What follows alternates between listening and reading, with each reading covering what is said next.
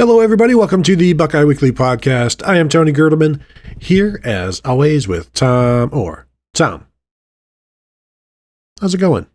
Tony, we just finished recording a Morning Scoop episode where you were very mean to me. So if people are like, why is Tom so hostile to Tony in this episode? Like, well, just listen to the Morning Scoop episode for Sunday and you'll understand. Here's the problem, Tom. That show was your idea. But you didn't have to be so mean. Don't be dumb. That's all. That's all we ask of the show. No, we actually don't ask that of the show at all. I was going to say, I think we've worked together long enough to know you know what the constraints are here when you're working with me. You can't change the deal now. Impossible. So this episode, Tom, thank you for asking me how I'm doing. I'm doing great, by the way. So we've begun our spring positional previews. We've already done the quarterbacks, where I believe CJ Stroud will be starting. Tom thinks it's going to be the freshman Devin Brown. We now move on to just looking at you. We now move on to the running backs, and it's kind of another clear situation, Tom, because if you look at the depth chart as it stands, you lose Master Teague. Marcus Crowley was injured in late October. Ryan Day said it was going to be a long road to recovery for him, so I am not expecting him in this spring.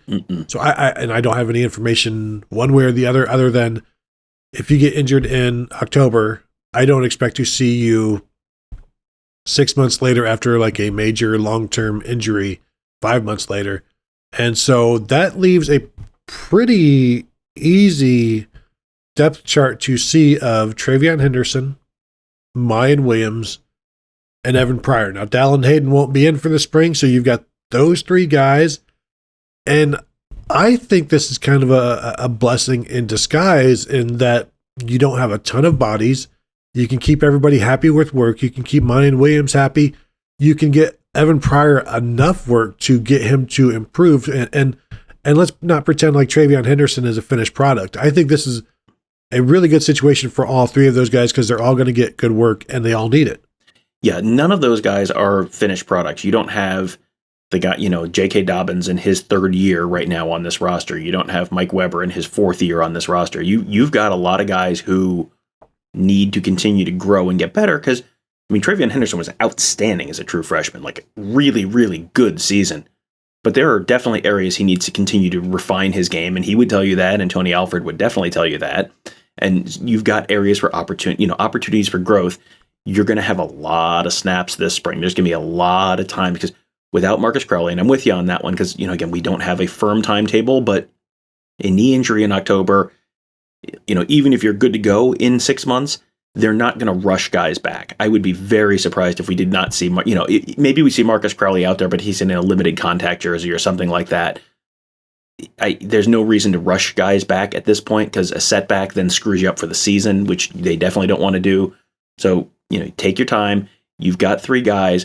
All three guys need the time. All three guys need the reps. This is a real opportunity for all three of those guys. And, I think they're all coming in with a slightly different perspective on what they need to improve and where they probably are and what their opportunities are this spring. Evan Pryor's probably not going to win the starting running back job, but Evan Pryor has a chance to win some reps, win a better spot, a more consistent spot in the rotation. Same thing for, Mayan Williams. Mayan Williams has an opportunity to really, could he be kind of a tandem back with Trayvon Henderson? And Trayvon Henderson has an opportunity to potentially be like the bell cow back. He was not the bell cow back all of last year. He kind of took over that role a little later on in the year, but he was not a consistent 20 to 25 carry a game guy. Maybe he can become that guy, or, maybe it's only 18 carries, but it's 150 yards a game. That's a possibility for him, but there's a lot of work to do between now and the Notre Dame game.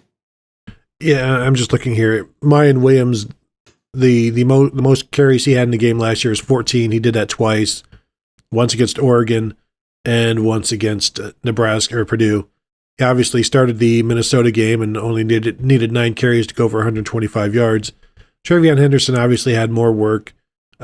He had a 24 carry game, 28 carries against Penn State, 21 against Nebraska. So three games of 20 carries. And I keep seeing the possibilities for a J.K. Dobbins, Mike Weber type of situation, 2018 situation. But you would hope that everybody has learned from that, and that, I don't know what Trayvon Henderson can learn from watching J.K. Dobbins other than, listening to what Dobbins had said about his issues, and who's to say that that's even going to be what Trayvon Henderson goes through. But, we've got time to deal with that. That's more of a season preview. This is more of a spring preview. And I just think everybody is going to benefit from, I don't want to say lack of numbers, but the clarity in numbers, because everybody knows where they stand. And Mayan Williams can improve his standing as well to get to that point where Tony Alford can't see a scenario where Mayan Williams isn't the Robin to Trayvon Henderson's Batman. Yeah, and Mayan Williams only played 10 games last year, but he averaged 50 yards per game. He was over 500 yards for the season. So, he basically was Robin to Trayvon Henderson's Batman last year, and these guys again have the opportunity to be a better Batman and a better Robin. Who was the bad Batman? Was it who was the one? Was it George Clooney was a bad Batman? One of them was a bad Batman. He was not the greatest Batman. Yeah, I mean, so he could potentially go from George Clooney to Adam West with a good spring this year. So that's a real. I want you to bring up that reference when talking to the running backs at some point this year. Be like, Mayan, do you think you could go from a George Clooney to an Adam West, and see how well he understands that reference? He's going to punch me in the face, but what's going to happen on the screen is it's just going to say "pow," and it's going to be amazing. Zap. It's going to be fantastic. All worth it. Absolutely. Yeah. No. This is an opportunity to, I think, learn from the 2018 experience in a couple different ways. That was an experience that it was two very good running backs, and it just didn't work. The Mike Weber and J.K. Dobbins tandem in 2018, it was just kind of like they were constantly like fighting each other. That was a little bit like the 2015 quarterback thing, where it was just kind of they were both looking over their shoulders, and they never got in a rhythm, and it just didn't really work. If you can find a way to give these guys a consistent opportunity, they seem like they're sort of complementary backs, where Mayan Williams might be a little bit more of a power back, and Trayvon Henderson might be a little bit more of the explosive big play back. I say that, and Mayan Williams had more yards per carry than Trayvon Henderson last year. So, but there are areas where Trayvon Henderson might be able to, hit the holes a little better, pick the holes a little better. I think vision is kind of a question with him. If that can improve, you're going to see bigger numbers from him. So, I think the ceiling for Trayvon Henderson is higher than the ceiling for Mayan Williams, but they can be a very complementary tandem this fall. And that doesn't necessarily mean carries getting doled out one for one. But if it's essentially what it was last year, which was Trayvon Henderson had 183 carries, Mayan Williams had 71. If Mayan Williams plays all the games, maybe he has 90 or 100, something like that.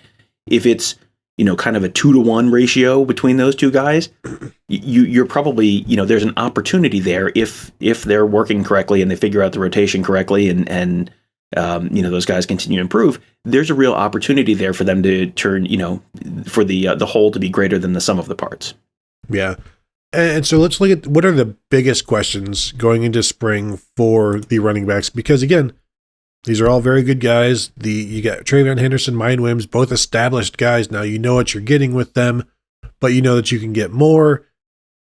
Evan Pryor, I think, is maybe the biggest question mark in terms of really all we saw from him was he's a speed guy outside, and what do you have, like 21 carries for 98 yards, something like that last year. And I'm wondering how much has he advanced as an inside runner? How much will we see from that? How much better can he get with that? And is he strong enough to handle that right now? Where is he strength wise, and just the desire to put his nose in there? Because again, you go back to last winter when it was Trayvon Henderson. Hey, you didn't play high school football last year. And Henderson said, yeah, I just need to get hit once in practice and then it'll come back to me and I'll be fine. And you contrast that with Evan Pryor saying, yeah, I'm not trying to get hit. Why would I need to get hit?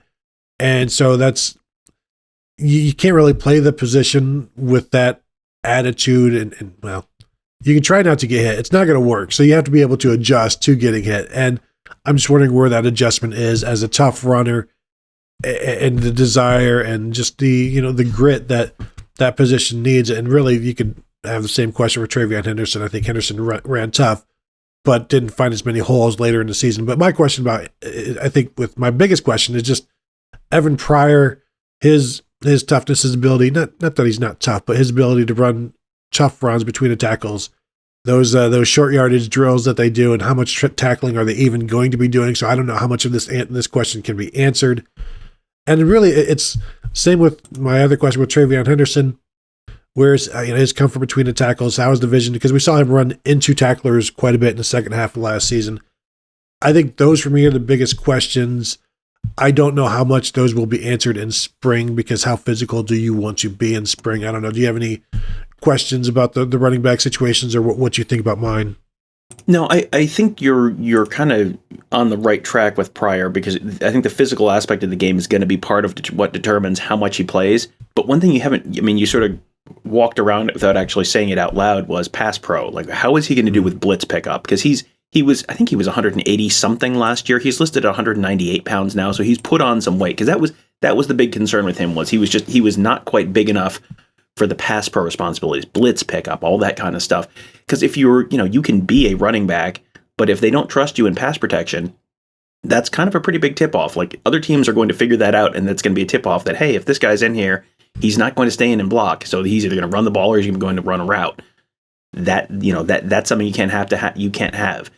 Same thing with tight ends. Like, you can't have tight ends who can't block. You can't have running backs who can't block. That's an important thing. And I think a lot of Pryor's issues last year were just he wasn't big enough yet. He hadn't had that year with Coach Mick to sort of get built up. Now he has. Now he'll go into the spring with a year of training under his belt, and now let's see how he does with that. I feel like that's not the exciting part of the Evan Pryor conversation, but that might be the most significant part of the Evan Pryor conversation. Like, when we get to talk to Tony Alford, how is Evan Pryor doing with pass pro? How is Evan Pryor doing with blitz pickup? Because that's one of those things that will actually determine how quickly he gets on the field. I wonder if his role this year, if he's not going to be one of those top two backs, is his role sort of what Donovan Edwards was late in the season last year for Michigan, where you kind of leak him out of the backfield and you give him the ball in space and you let him be the shifty dude in space, the shifty, quick twitch guy out in space and go make a play, even if that's just a swing pass. But if you want to be that guy, you've got to be able to do the other stuff. So you got to be able to do the blitz pickup. You have to be able to run between the tackles at least a little bit, even if that's not what your bread and butter is, because you have to make sure that the defense doesn't look at him on the field and go, okay, there he is. He's always the guy who runs a swing pass into the flat. Like that, no matter how fast and quick twitch and shifty you are, if they know what's coming, they can stop it. So you got to be a little more well-rounded. So I think that's got to be his goal for this spring. Although I forget who was it that didn't know how to stop that when it was Donovan Edwards doing it last year for 10 catches for 170 yards. Maryland. Perfect. So the areas of concern, I think, in the spring, everybody's just going to be busy working, and I have here, keeping everybody happy. But how do you keep anybody happy in practice when you're just running them and like everybody's getting work? That's not the issue in terms of like either you're miserable in practice or you're happy to be working or whatever. You're busy in the entire time, so I don't know that there's any concern about happiness right now. I think that's the eventual concern. I don't know, what area of concern do you see for, and is this the same thing as question? Like, I think we've seen Mayan Williams in the videos and the pictures coming out in winter workouts. Everybody looks happy. Everybody looks, I don't want to say locked in or whatever, but everybody is present. And I think that's a key, because we don't like to talk about transfers on the show, but it's now part of college football. So you're almost like, you're checking, is everybody happy? Like, you're looking at, like, is anybody with a frown? You're looking at these photos and your videos and you're trying to assess mental moods at that moment when you really shouldn't, because everybody's going to be like, they're doing work, they're working out, they're struggling. And like, if they're gigantic smiles at that point, you're like, well, what's wrong with that guy? And if they're frowning, they're like, oh, well, something's wrong with that guy. And it's like trying to figure out tweets from teenagers. Just leave it alone. So I don't know what the biggest area of concern for the running backs right now. I don't know if there are concerns other than just improve? I think improve is job number one. Well, sorry, job number one is stay healthy. Job number two is improve. That's your goals for the spring. And if both of those things happen, I think Tony Alford comes out of the spring pretty happy. You have opportunities for these guys to do all of that stuff. You have this is all there. You can't, guys are not going to be able to say at the end of the spring, if there are really 3 healthy scholarship running backs this spring, no one is going to be able to say at the end of the spring, well, I really didn't get my opportunity. Like, there are going to be plenty of opportunities, and don't worry, Tony Alford is going to be hitting you with that bat with the foam thing on it plenty of times this spring. You will have plenty of opportunities to get hit with the bat this spring. Don't you worry. So yeah, I think that there's, this may be a spring where you get as your works deserve. You mentioned, how do you keep everyone healthy? Tony Alford, there's a gif of Tony Alford that you will see on Twitter every once in a while where he like whips his head around like, what are you saying? The question that led up to that, I was sitting right there when that happened. The question that led up to that was, how do you keep these guys healthy? That was happy. How do you keep these guys happy? That was during the Mike Weber, J.K. Dobbins season, I believe. It was like, how do you keep all your guys happy? And he whipped his head around like, what? Like, what kind of question is that? And he said, that's not my job to keep them happy. It's their job to keep me happy. That's kind of the mentality in the room. You get as your works deserve. You will get what you have earned. So how much can these guys earn this spring? They're going to have the opportunity to earn it. Now they've got to follow through. They got to capitalize on that opportunity. I'm currently watching a video that I shot of J.K. Dobbins spring practice, March 21st, 2017, where he takes a pitch and runs and trips over just a little pad. It's probably 8 inches off the ground. It's a rectangular pad. Supposed to jump over it. He trips over it and just falls to the ground and looks completely defeated. Tony Alford has the bat in his hand and is just walking away in disgust. And he looks back and says, I think, tough day, young fella. And it's one of my favorite spring memories, because this is a kid who came in early and is going to eventually rush for 1,403 yards. But first, I need to trip over this pad. And so that's what spring football is also for. It's, this, you don't need to be ready for game one. And I'm, Evan Pryor is going to grow a lot, and all of these guys are going to grow a lot, and they'll continue to get into the right feel of things and get the work that everybody needs. And I think we keep stressing that they are going to get all the work that they need, and that's going to be very beneficial.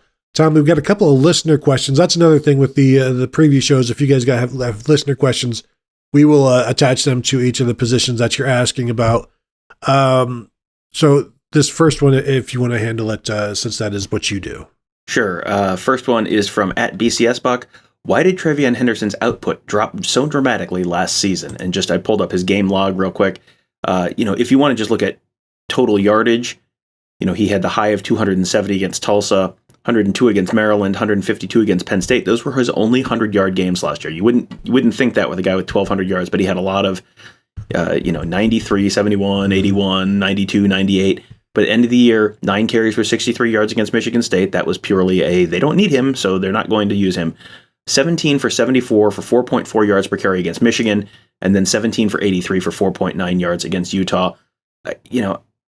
He slowed down. He only had 4.4 yards against Nebraska. So, is that a concern? He had 5.4 against Penn State. Is that a concern? I mean, his numbers tailed off, but really, I think his numbers tailed off as mostly they lost to Michigan, and he didn't run the ball a tremendous amount against Michigan. Is that how much did you read into that? Well, I went back and I looked, because obviously the numbers do tail off, but they kind of do that for everybody in November and as weather gets worse. But the Michigan State, or the Michigan game is, 4.4 yards per carry is not great, and certainly in Nebraska, it wasn't either. I went back. So in November, he rushed for 327 yards, roughly like 82 yards a game, 4 games in November. Do you know how many yards, again, 327 yards. Do you know how many yards J.K. Dobbins rushed for in November of 2017? I'm going to guess 326. 327. The exact same number of yards as Trayvon Henderson. Dobbins did it in 8 fewer carries, so his average was a little bit better. Maurice Claret, Tom, any idea what he rushed for in November? And it's not 327. So I was gonna say, I'm trying to remember which games he was and wasn't hurt for. He only played in 2 games. Yeah, I was gonna say, I don't think he played just a little bit against Michigan and had only 50 something yards or something like that against Michigan. So I'm gonna say he had 120 yards in November. It was 171. He had some carries, two games. As people know, he missed a bunch of games. Robert Smith, the other true freshman, to rush for 1,000 yards at Ohio State.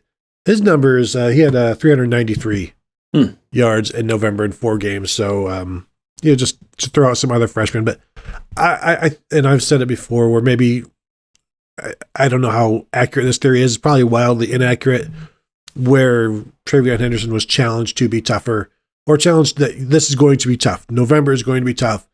And so he's more focused on being tough than being elusive, perhaps, and wasn't necessarily doing some of the same things he was doing.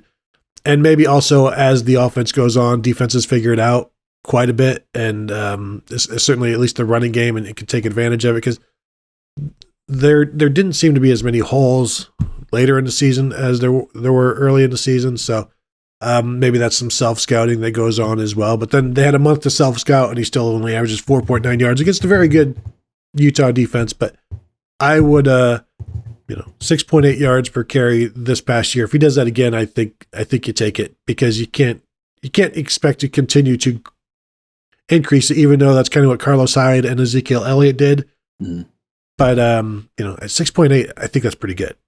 If you get 6.8 yards per carry on the ground, they're going to be able to throw the ball at least a decent amount this year. So all you have to do is if you have the threat of the run on the ground, that's pretty much all you really need. Even if he was 5.5 yards per carry, that's probably going to be okay for, being able to run the ball. You don't want those games where it's like 3.9 yards per carry. That's where it's like a concern.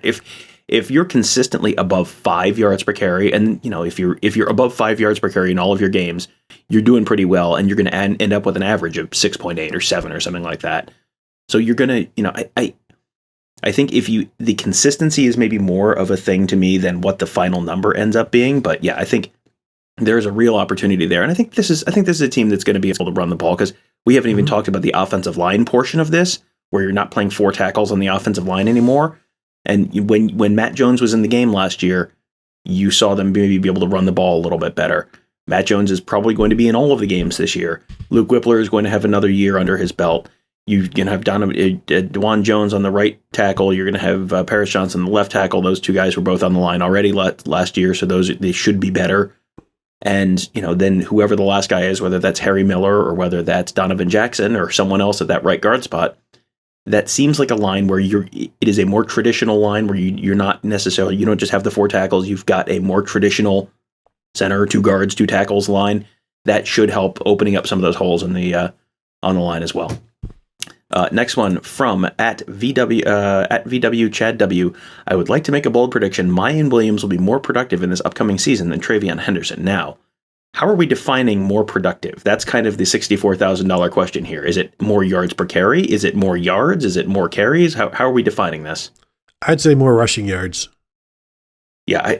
Okay. In that case, that is very bold. I mean, if both guys stay healthy, I think that is very bold. I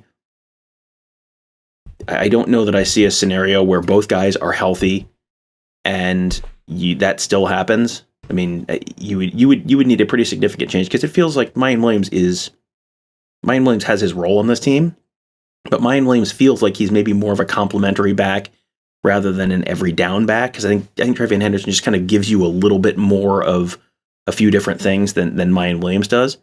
So I would be pretty surprised if that happened, if we're defining it by total yardage. Now, yards per carry, I mean, Mayan Williams did it last year, so sure, that's entirely possible. But total yards, I would be pretty surprised.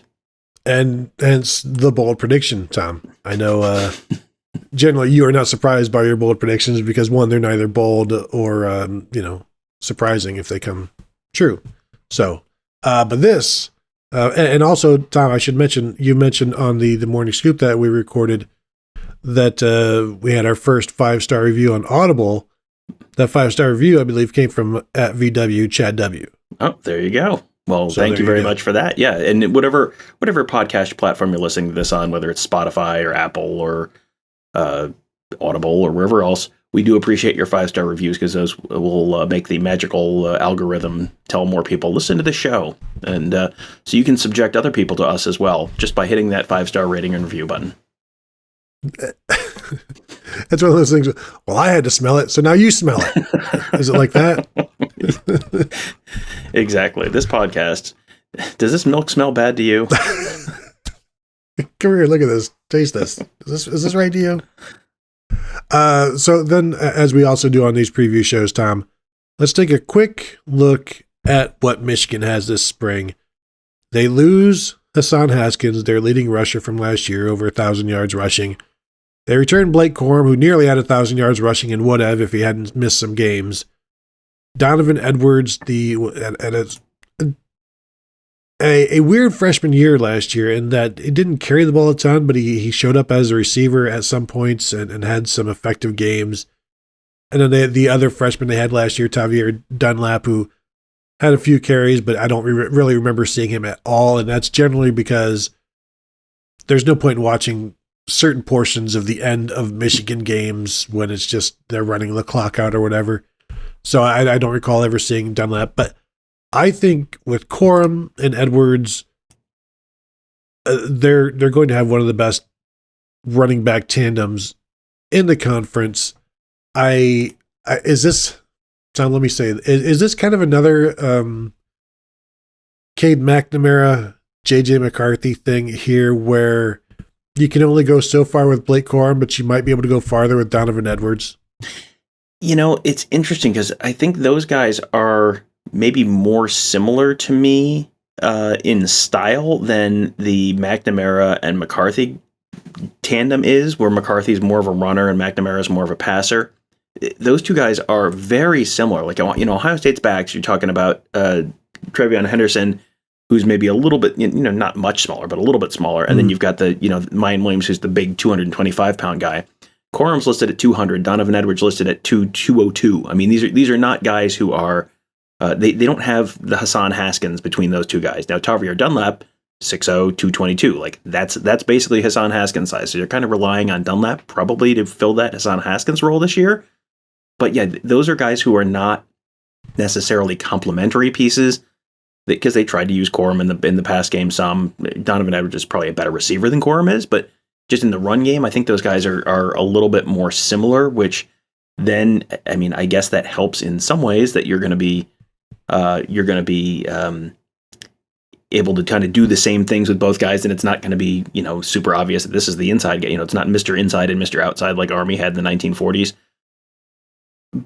But Michigan probably is splitting carries between three guys more so than Ohio State is. I think the third guy on Michigan's running back depth chart probably gets more carries than the third guy on Ohio State's running back depth chart this year, just because your top two guys are similar, so you're going to be splitting in between those two.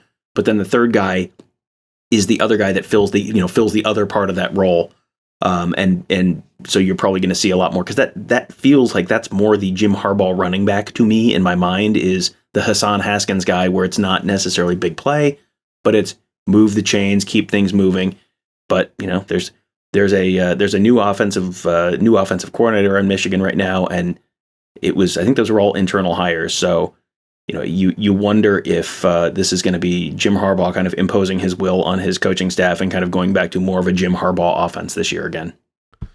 Yeah, I think that's probably what's going to happen. It's interesting when you look at Donovan Edwards' season last year when he came on as a receiver out of the backfield. He had 2 catches in the first, I think, 10 games, and then 18 over the final 4, and including the 10 at Maryland. And that coincided with Blake Corum being injured for a couple of games, and that's when they figured out, hey, this kid, he might be pretty good. Let's play him some more. And I have high expectations for him. Corum, he ebbs and flows for me. Like there'll be times where he's very good, and then other times where he has trouble breaking tackles, and you know, he has 20 carries for 45 yards or something like that. And if he doesn't bust the long one, the average yard per carry does not look great. And so a lot of times it's just keeping him contained. But then Michigan is kind of okay with that as well, because they'll take 3 yards here, they'll take 3 yards here, and then just give us something manageable on third down. And they've been pretty effective with that. Tom, anything else regarding anything? Well, I was just pulling up Michigan stats from last year and wondering why I didn't really remember Tavier Dunlap really at all last year. 7 carries, 51 yards, played in 2 games. Like, oh, well. So if you turned off the Northern Illinois game a little early, you may have missed most of his season production. So yeah, that's why you don't. If you don't remember Tavier Dunlap, that's why. Northern Illinois and Indiana. So there you go. No. All right, then that will do it, Tom. Thank you all for tuning in. Thank you for listening. As Tom said, also the 5-star rating and reviews, always welcome. And then not just this show, the other shows here that we have, Tom's Morning Scoop, if you're so inclined. You've got Kevin's Big Me Kickoff. You've got Alex Gleitman's Around the Oval. You got Mark Givler and Bill Bank Green, Gives in the Bank podcast. Throw some 5-star reviews, though their ways, Tom? Their way. Yes. Their way. Thank you, Tom. Mm-hmm. I also write good. Me also English good. I need to run this through Microsoft Word so it tells me which stuff I should have not said and which stuff I should have said. Is there a Grammarly for podcasts? Hang on, let me Google that. A squiggly red line under every word as it happens. That way I can go back and say, ignore this previous word. I'm going to use this word, which is much more cromulent here. So that will finally do it for us all. I want to thank you guys seriously for tuning in. As always, we do appreciate it. And if you got any questions about as we're going on for these next positional previews, go ahead and throw it at us, to us on Twitter or Tom's email or personal phone. So thank you all, and we will talk to you guys later.